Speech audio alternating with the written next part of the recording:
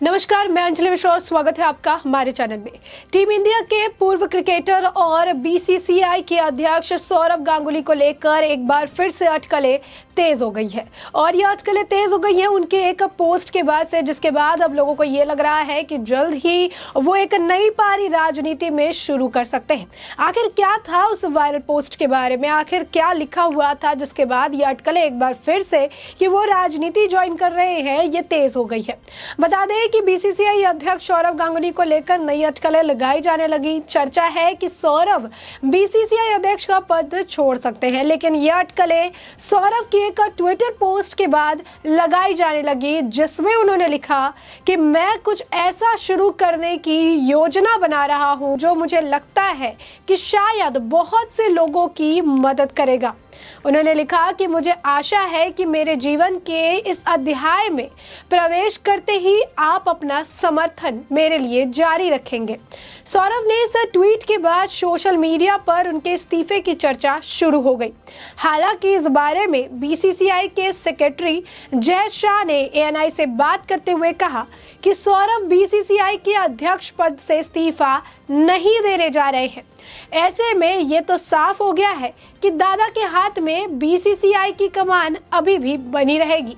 हाल ही में कोलकाता के Victoria memorial में सांस्कृतिक मंत्रालय की ओर से आयोजित एक कार्यक्रम में शामिल हुए गृह मंत्री अमित शाह ने सौरव से भी मुलाकात की थी।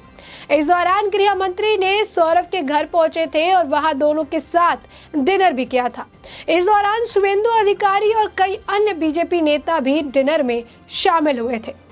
सौरव गांगुली की गिनती भारत में सफल कप्तानों में होती है और उनकी फैन फॉलोइंग पश्चिम बंगाल में काफी ज्यादा है। लोग उनके लिए जो है काफी ज्यादा इज्जत, सम्मान और प्रेम का भाव रखते हैं। काफी ज्यादा जो है लोग उन्हें मानते हैं और दादा की उपाधि भी लोगों द्वारा ही सौरव गांगुली को दी गई है। गांगुली ने भारत के लिए 113 टेस्ट, 311 वनडे इंटरनेशनल मुकाबले खेले। बाएं हाथ के स्टाइलिश बल्लेबाज सौरव गांगुली ने टेस्ट मैचों में 42.17 की औसत से 7,212 रन बनाए, जिनमें 16 शतक और 35 अर्धशतक शामिल रहे। वहीं वनडे इंटरनेशनल में उनके नाम पर 41.02 की औसत से 11,363 रन दर्ज है। वनडे इंटरनेशनल में गांगुली के बल्ले से 22 शतक और 72 अर्धशतक निकले हैं। सौरव गांगुली की अगर बात करें तो गांगुली ने 49 टेस्ट और 157 वनडे मैच में से भारत की कप्तानी की। दादा के नाम से मशहूर इस खिलाड़ी ने टीम को ऐसे मुकाम पर पहुंचाया जो देश के बाहर की जितना जानती। गांगुली की कप्तानी में ही टीम इंडिया 2003 में वर्ल्ड कप के फाइनल तक पहुंची। वहीं 2002 की चैंपियन ट्रॉफी में भारत संयुक्त विजेता रही। अब ऐसे में सौरव ने अपने ट्विटर पर लिखा कि साल 2022 में मेरी क्रिकेट यात्रा का 30वां साल था। अब मैं कुछ ऐसा करना चाहता हूं जिसमें लोगों का भला हो।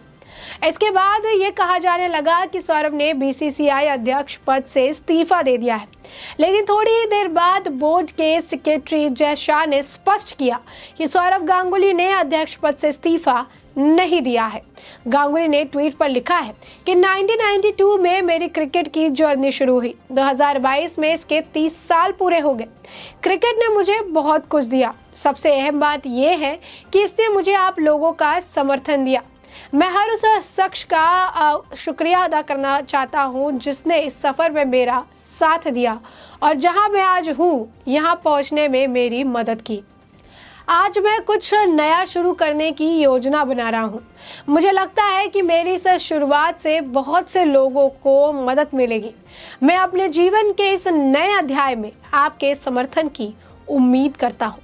माना जा रहा है कि गांगुली अब राजनीति में नई पारी खेल सकते हैं। पिछले दिनों केंद्रीय गृह मंत्री अमित शाह से 2 दिवसीय पश्चिम बंगाल के दौरे के आखिरी दिन बीसीसीआई अध्यक्ष सौरव गांगुली ने मुलाकात की। ये मुलाकात सौरव गांगुली के आवास पर हुई थी। इस दौरान शाह और गांगुली के साथ डिनर भी किया था। जिसके बाद अटकलें काफी तेज होने लगी कि सचिन तेंदुलकर के बाद हो सकता है कि सौरव गांगुली को बीजेपी के द्वारा राज्यसभा का टिकट दिया जाए, यानी राज्यसभा भेजा जाए।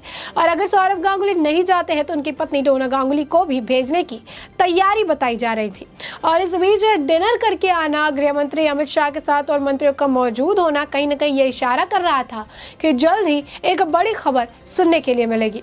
इस दौरान पश्चिम बंगाल बीजेपी के अध्यक्ष डॉक्टर सुकांत मजूमदार, नेता प्रतिपक्ष शुभेंदु अधिकारी और स्वपन दास गुप्ता समेत अन्य नेता भी मौजूद थे। अमित शाह से मुलाकात को लेकर गांगुली से सवाल किया गया था तो उन्होंने कहा था कि डिनर को लेकर राजनीतिक मायने नहीं निकाले जाने चाहिए। अमित शाह को एक दशक से अधिक समय से जानते हैं और कई बार मिल भी चुके हैं। हमारे पास बात करने के लिए बहुत कुछ है। मैं उन्हें 2008 से जानता हूँ। जब मैं खेलता था तो हम मिलते थे और मैं उनके बेटे जय शाह के साथ काम करता हूँ। यह एक पुराना जुड़ाव है। अब ऐसे में आपको बता दें कि आजकल अभी भी फिर से एक बार उनके जो पोस्ट है, पोस्ट के बाद से कि नई पारी वो शुरू करने वाले हैं। बीसीसीआई के पद पे आपको बता दें लगातार की बने हुए हैं, नई पारी की शुरुआत होने वाली है और इन सभी के बीच उनका जो पोस्ट है जिसमें वो समर्थन मांग रहे हैं, लोगों का यही कहना है कि अब राजनीति में नई पारी की शुरुआत कर सकते हैं बीसीसीआई अध्यक्ष सौरव गांगुली। लेकिन अभी कौन सी राजनीति पार्टी के लिए है, इसे लेकर अभी आधिकारिक घोषणा तो नहीं की गई है।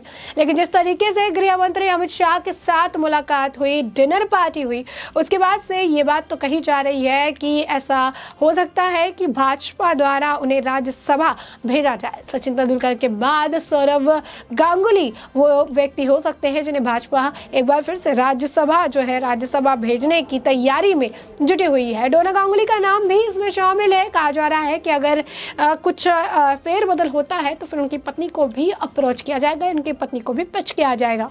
ऐसे में कहीं ना कहीं सडनली जबकि राज्यसभा के लिए अलग अलग पार्टियों की तरफ से कैंडिडेट्स को खड़ा किया जा रहा है, अलग अलग जो कैंडिडेट्स हैं वो अपना पर्चा दाखिल कर रहे हैं, नाम दाखिल कर रहे हैं। और इससे बीच अगर बीसीसीआई अध्यक्ष सौरव गांगुली का ये जो ट्वीट निकल कर सामने आता है, ये ट्वीट भी कई सारे सवालों को जन्म देता नजर आता है, जिसमें से एक ये सवाल है कि आखिर क्या सच में एक बार फिर से जो अटकलें थी उन्हें विराम लगाने के बजाय एक बार फिर से अटकलें शुरू हो गई है कि क्या बीसीसीआई अध्यक्ष सौरव गांगुली अब राजनीति में अपने लक को आजमाने के लिए आगे बढ़ रहे हैं? क्या राजनीति में एक और पारी खेलने के लिए सौरव गांगुली तैयार हो गए हैं? और कहीं ना कहीं इशारों ही इशारों में इस बात की जो संकेत है वो अपनी जनता को दे रहे हैं और उनसे डिमांड भी कर रही है कि जनता ने जैसे उनके क्रिकेट करियर को समर्थन दिया, सपोर्ट दिया, उसी तरीके से उनके आने वाले नए फैसले, नए जुड़ाव, नए रास्ते को भी